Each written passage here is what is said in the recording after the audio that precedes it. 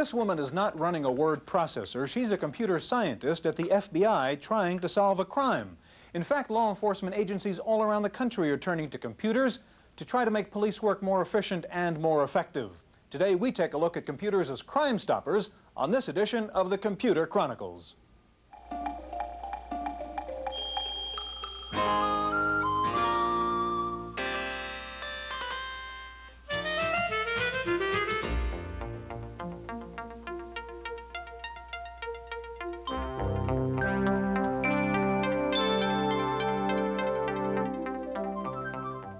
The Computer Chronicles is made possible in part by a grant from AFIPS, the American Federation of Information Processing Societies. AFIPS, sponsors of OAC 86, the nation's leading conference on business technology.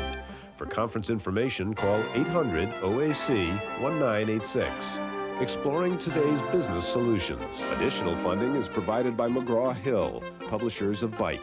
Byte's detailed technical articles on new hardware, software, and languages cover the latest in microcomputer technology worldwide. Byte, the international standard.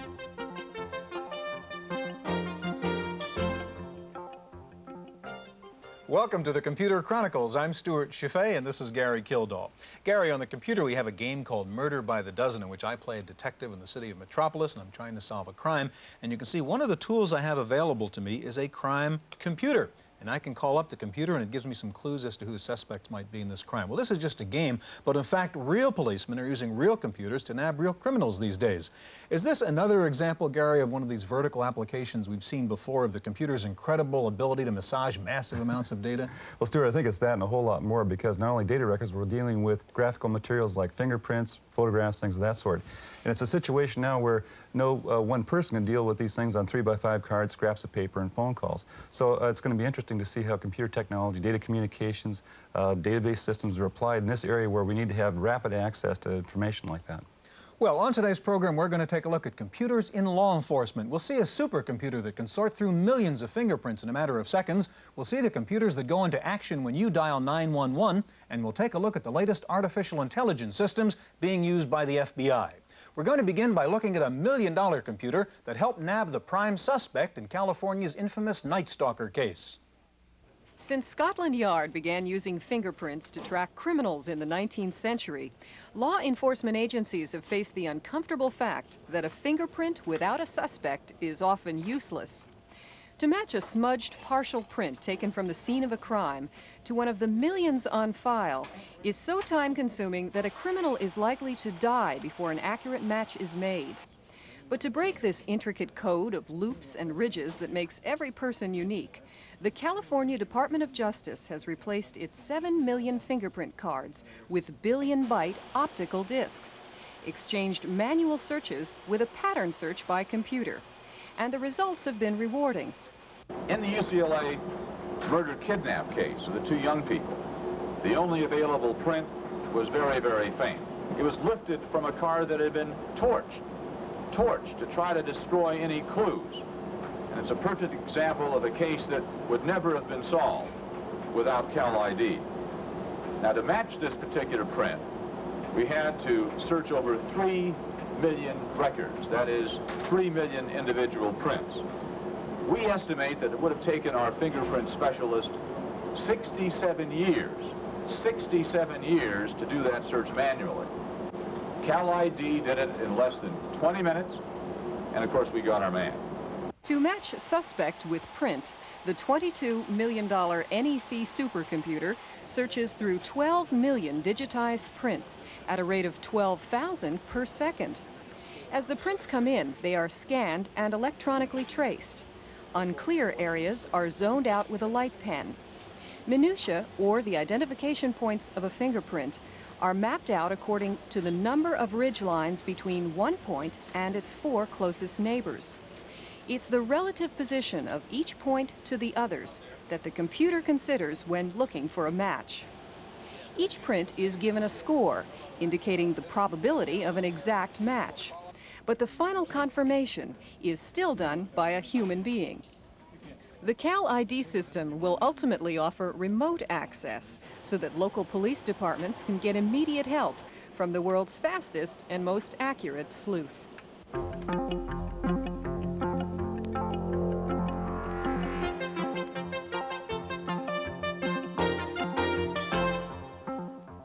Joining us now in the studio is Louise Anderson, the marketing coordinator for Command Data Systems of Dublin, California. And next to her, Captain Steve Port of the Hawthorne, California Police Department. Gary? Stuart, I'm just going to start out with a real simple question. How has the use of computers really helped you as a police officer? You've been with the Hawthorne Police Department for a number of years. What have you seen change? I've seen a lot change. It's helped us greatly. We broke into with computer-aided dispatch almost 10 years ago, what you'll see here today, and it greatly simplified the call routing, finding out what officers are available and getting us to the calls faster and more efficiently. Well, what about this 911 system that we've heard about? The 911 system has been really great in that when people call the police, we find out immediately where they are, what address they're calling from, can verify what's going on, and get the police going there much faster. Sometimes it's very hard to elicit that information from someone that's very upset and afraid. Louise, at the dispatch end, briefly, how does, you have on your VAC system this computer-aided dispatch, how would it work when I dial 911? When you dial 911, what will appear at the bottom of the dispatcher's screen is the information associated with the phone number that you're calling from. The dispatcher then will verify, is that where the problem is. Suppose I'm real nervous and panicked and I say I'm at an Alpha Beta supermarket. What we can do is then have the computer check to see how many Alpha Betas are in the area, and then the dispatcher can say, are you at the one at Farmers Lane? Are you at the one here? And you can go ahead and key that in. So this helps coordinate all the dispatching and the collection of information and so forth through a central computer system all at once. That's right. Also really makes sure that we are sending officers to the right place. Right. Okay. Now there's also another system that, Louise, you have that collects various pieces of information and kind of gets the clues all together. Can you show us that? That's right. That's our SHRLOC crime analysis system, and what we use that for is to do searches when you don't know a person's name or you don't know a case number. I mean, those things you could in the past look up on a 3x5 card. But this is sort of, you know, a bunch of facts and you're trying to get the So you mean witnesses might say, well, the car is something like this and the guy looked something like that, and you're trying to track it down. Okay. Right. That's right. What we'll do on this is we will look for an older model Chevy or Ford. So I'm going to say, as a crime analyst, that an older model is from 1960 to 1970. And I'll say, okay, I want the Chevys or the Fords. And that's all I know. In the past, you just would not be able to do a search like this. So how big is the database that you're using for the search like this? This kind of depends. How many people would be involved in this thing? This is our demo database, so we don't have as many people. In a regular police department, you may have 300 to 400 people in your known offender file. So anyhow, let's track down 8 cars, which are Chevys or Fords between a 60 and a 70. Okay, what do you do next with, say, the person's description? Okay, say that the detective comes and says, okay, I've talked to some witnesses and now I've got a description of a person. What I can do is look at the people who are associated with these 8 vehicles and really narrow it down. Okay, so you will now enter just a limited amount of descriptive information about a suspect. That's right, because a lot of times, you know, people think that they have seen a lot from the scene, but they really haven't, or it's just not able to be verified. So the detective says he was a middle-aged white male. What do you do? Okay, so say white male. Cop work middle-aged is anybody over 30.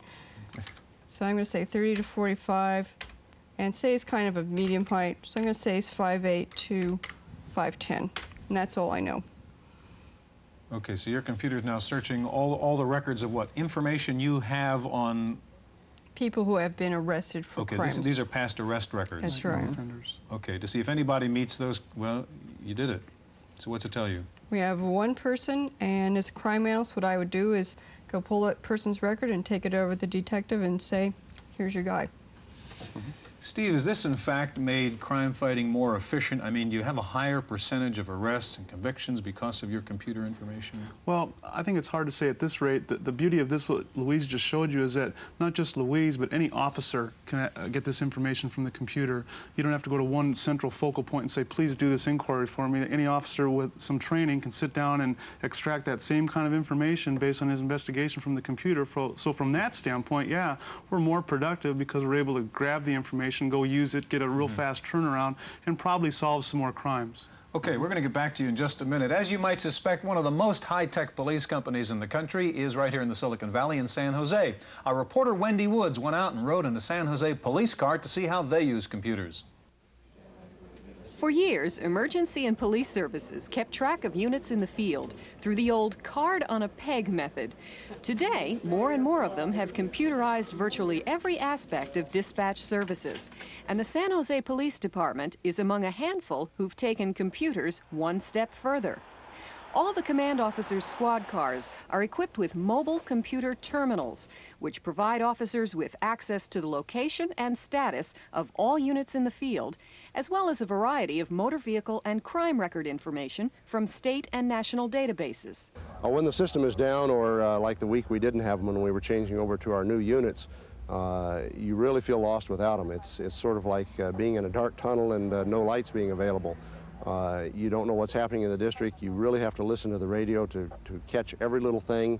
And you spend a lot of time asking the dispatcher, how many units do I have? Do we have any calls pending in the district? Which just takes up more valuable radio time. The 48 mobile units access a separate radio frequency and are interfaced to the county's giant digital mini-computers, which control the entire dispatch system, via one simple IBM PC. The system has worked flawlessly since its installation 6 months ago. Within the next few years, virtually all metropolitan police departments are expected to have installed mobile terminals in their squad cars. Now that the terminals are smaller, they are less conspicuous, and their power to help an officer has never been more significant. For the Computer Chronicles, I'm Wendy Woods. While we were watching Wendy's report, Louise and Steve have set up another program here that runs on a PC. Yeah, we had a little switching gears here. We're not talking over a telephone line. We have a regular a compact sitting underneath the table here. Steve, can you tell us what this program does?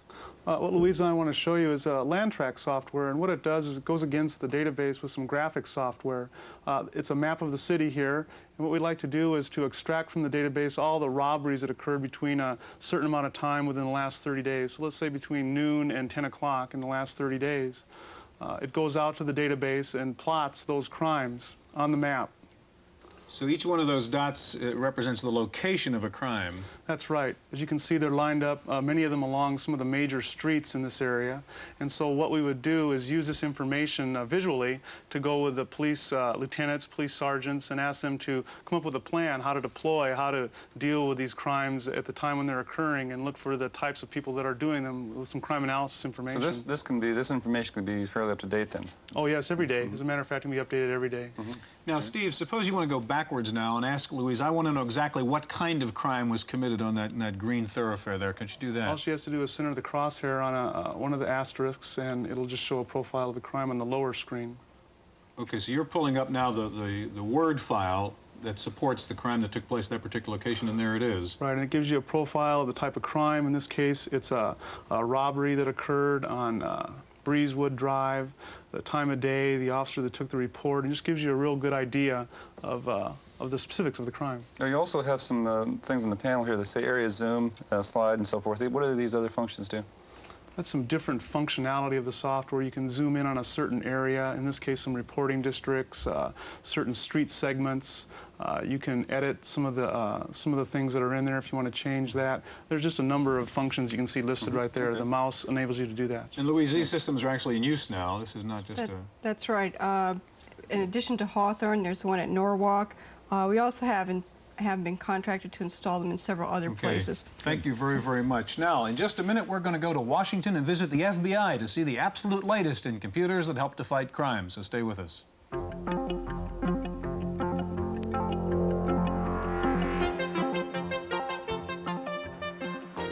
This is FBI headquarters in the nation's capital. If anybody should know how to use computers to catch crooks, it ought to be these guys. And they do know how, with a sophisticated collection of the latest computer hardware and software. The FBI has invested $500 million in computers. They have 7 mainframes, many with coupled backups, here at the National Crime Information Center. The statistics here are overwhelming. 250 billion characters of mass storage, 17 million records, 500,000 transactions a day. And talk about networks, there are 20,000 terminals accessing this system. Computers have given the FBI investigative capabilities which it never could have had in the days of 3x5 index cards. One example is a recent murder case involving a judge in Texas. An alibi for one of the suspects was that he was in a different place. We went through all the hotel registrations looking for that suspect's name or aliases. By using a computer search logic and matching logic for dates and aliases and names, we were able then to identify the fact and pinpoint the fact that our prime suspect was, in fact, in San Antonio the night of the murder. One of the FBI's top priorities is domestic terrorism. And with its new computer systems, it can now provide sophisticated intelligence even to agents in the field. An agent is driving his car on Route 10 out of El Paso heading west, following a van with suspected terrorists. He can now look forward to accessing any database in the FBI from that car while he's driving it in real time, and he'll be able to do it while he's driving, and he can still maintain his visual surveillance of this suspected terrorist vehicle. The FBI also uses computer-generated behavior profiles. In a hostage crisis, the agency consults its computers to predict terrorist behavior so as to help develop its negotiating strategy. The behavior profiles are used not only to catch criminals after the crime has been committed, but to prevent crimes from happening in the first place. We have a file that's sponsored by the U.S. Secret Service of threats to federal protectees, the president and others who are protected under the law. After that file had been activated for 1 hour, there was a hit on the system of someone on his way to Washington with a threat against the president. For the first time, the U.S. Secret Service has the capability now of knowing where people are who are out there, who are not under arrest or under detention, but who are threats, legitimate threats. The FBI is most proud of its use of artificial intelligence, in particular OSIS, the Organized Crime Information System. It's an expert system using engineered knowledge from the FBI's top agents. It applies its rules to a massive database looking for suspicious conduct. For example, in this fictionalized demonstration, the FBI agent can investigate a particular individual or organization, ask the computer to explore a variety of paths, ask the computer why it's recommending a course of action or what it knows in a particular area. OSIS can even graph suspected illegal relationships, and on demand, it can pop up a profile of any suspect.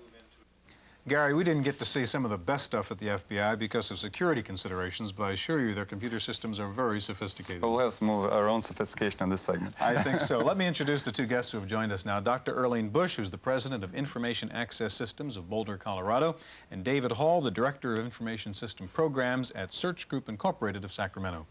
Earlene, would you tell us about Probe 1? Probe 1 is an investigative information management system. That is, it is a professional support system for the investigators. In your earlier segment, you had command data system on which had SHRLOC. I think ours could be called Watson. Okay. Show us what Watson can do here. Essentially what it does, I'll skip the duller part, allows investigators to enter requests for modus operandi in their own words. In this case, I'm asking the system, I'm pretending as if I'm a detective, I'm asking this system to give me documents in which there was a homicide, the victim was assaulted, and the body was found in the car. Simply that. The system comes back and says it's working. What it's doing, it's handling my request like a document. That is, it is determining the subject matter of the document. Now, where the source of the material in this case, what is it searching? It's searching actually a series of telexes on homicides. We have changed all the proper names and facts. Now, an investigator normally would have to read all this material, trying to assimilate it, figure out what's relevant, what isn't relevant. In this Not case, only would they have to read it, they have to go find it first. So essentially the system works like a very good research assistant. So what did the system tell you? Okay, first of all, the system came back and told me that there are 28 documents that are relevant to my request, and it rank ordered them for me. Now, excuse me, you say relevant to your request, that means what? In human, very human terms, it is like it in subject matter. Okay, it found other cases dealing with victims assaulted and found in cars. Correct. Okay, and specifically, what's it tell you? And it tells me how close. That is, the first one is quite close. It would be a bullseye if we're right on, so to speak. The second and third are quite distant, and they are close to each other. Okay, can we take a look at this one here? Okay, so you can pull up the record now on that first document, which the computer says is very similar to the situation you described. That's correct. Which means it might have been committed by the same guy, for example. That is the general concept behind modus operandi, that a a pattern will be repeated. Okay, what's it tell you? Okay, it is describing a woman who was assaulted and beaten and left. She was handcuffed to the car. However, the document does not contain the term homicide, which would be a basic requirement in any kind of a keyword technology. Okay. However, tell us a little bit about the technology. Okay, What's the technology, in the sense of, let's take the sentence itself. Do you take it apart, parse it, figure out where the verbs and adjectives and so forth are? No. What we do on the front end is tell the system the subject matter that it's going to be handling. In this case, it's handling homicides. In another installation we did, it was handling mining support documents. Okay. In yet another, it's handling legal library. All right, so there are certain words in there that would just be placeholders, the and or and so forth. Words Those of that are sort. ignored. Okay, and Absolutely. so now how do you actually then perform this matching process? You pre-analyze all these documents and figure out correspond the words to one another? No, we analyze the subject matter and the terms that make distinctions between subject matters, such as tire castings relate to crime scene investigation, whereas victim relates to homicide. David, now this system is being used, as I understand, in the state of Washington in the Green River murder case investigation, which has been unsolved. You work with police departments all over the country. How much do police departments share these kinds of databases and this kind of information? Databases of the type that Earlene is talking about here are very difficult to share. Because of the very nature of them, they have to send the documents back and forth. There's no system designed right now to be able to transfer those systems back and forth easily. You have to know what you're looking for when you contact another police department and ask them for something. Do you see that trend changing, though? Are we going to start to see an integration of these systems or not?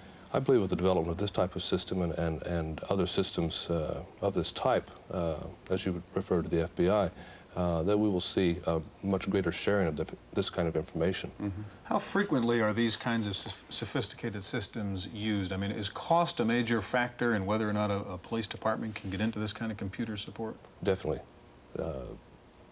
Trying to derive the funds from the municipalities or states or counties involved is a difficult process, and procurement of this type of system is very difficult. Is very there? costly. I'm sorry, Gary. Well, there's always a question whenever we're talking about large databases and this question of access and locks and keys and so forth. Do you see this coming up also in the collection of information about people related to crime? It depends on who has access to the information. The primary thing we're concerned about is who's going to have access to what type of information or what circumstances. Information of this type that we're referring to would be only open to law enforcement, criminal justice agencies, and this wouldn't be something that we would see out in the public that would maybe hit the newspapers or something like that, because it's of the type of system that it is. Earlene, is the use of the probe system in the Green River murder case the first time this has been used in that way? In that way, yes. The other application was office automation. And what's the feedback been so far? What do the police in Washington State think about this? Well, I would have liked to have had Officer Shoemaker on the show, because he is the system manager there, is quite familiar with the technology and quite enthusiastic. Okay, and also there's always a question that comes up also in programs like this, is that how much decision-making would be made by the programmer, in the sense that when the program put it together, there is leads to certain cases that more often than others. Do the investigators actually go back and check and make sure that these were relevant cases? I mean, the computers don't make the decisions. They simply advise. The judgment the computer makes is simply in reference to the document base and certain documents being related to the request. So they're aware that they should rely We're out on of time. the Thank you very much. Now, it's fascinating to have this incredible computer ability to help law enforcement officials in finding criminals. There are some concerns, of course, about these massive databases and what can be done with them. They raise some classic techno-ethical questions, and our commentator, George Morrow, tries to provide some answers. One seldom hears computers mentioned in complaints having to do with law enforcement. I don't mean to suggest we have nothing to worry about in this area.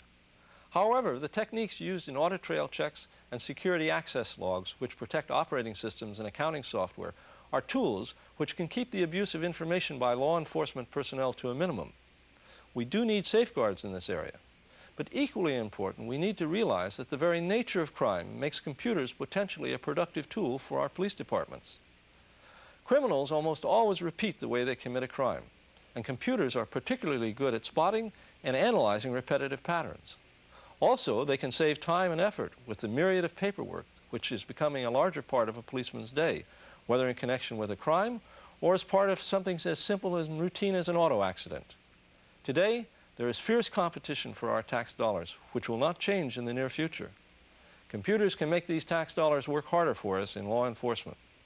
That's how I see it. I'm George Morrow.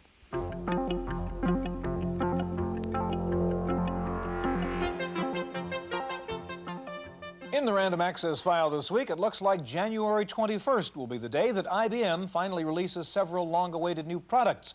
Expected to be introduced that day are the Clamshell Laptop Portable and the new TopView 1.1. The new version of TopView will reportedly add networking features and support for 3.5-inch floppy disk drives, but it apparently will not solve the problem of the 640K limits of MS-DOS. Atari reportedly plans to introduce a new upgraded version of the 520 ST. The new computer will be called the 1040 ST, and as the name implies, will feature over 1 megabyte of memory. The 1040 will also improve on the 520 by integrating the power supply and the disk drive into the main unit, thus eliminating the current cable mess with the 520. Atari also announced that a new version of the 520 ST with an RF converter will start showing up on the shelves of mass merchandise stores like Kmart and Toys R Us. In our legislative update file, several major pieces of computer legislation remain unfinished as Congress reconvenes for 1986. They include bills on copyright protection, computer crime and computer privacy, and provisions for R&D tax credits. Epson and Toshiba have announced the development of new color LCD displays for computers. Epson says its new 5-inch screen is 10 times brighter than existing black and white LCD screens with a resolution of 480 by 440 pixels. A California optometrist says the reason computer users suffer eye strain is because the eyes focus on a point beyond the plane of the screen. So he has come up with a VDT template, which he says helps you focus your eyes at the right level. It's called EyeSaver, and it costs $15. Well, doctors may not make house calls anymore, but a new program called House Call may be a substitute. Its developers say it turns your PC into an MD with the ability to diagnose some 400 common medical problems. House Call comes on 2 double-sided, double-density discs and sells for $40. Finally, if you've seen the movie Young Sherlock Holmes and wondered how they made that stained glass man jump out of the window and wave his blood-tipped sword, the answer is a new graphics computer from Industrial Light and Magic, a division of Lucasfilms. The computer is called Pixar, and it not only created the image, but it electronically combined it via laser scanning with the existing film footage of the actor. Those 38 seconds of the film took Pixar and 6 engineers 9 months to create. That's it for this week's Computer Chronicles. We'll see you again next time. The Computer Chronicles is made possible in part by a grant from AFIPS, the American Federation of Information Processing Societies. AFIPS, sponsors of OAC 86, the nation's leading conference on business technology. For conference information, call 800-OAC-1986. Exploring today's business solutions. Additional funding is provided by McGraw-Hill, publishers of Byte. Byte's detailed technical articles on new hardware, software, and languages cover the latest in microcomputer technology worldwide. Byte, the international standard.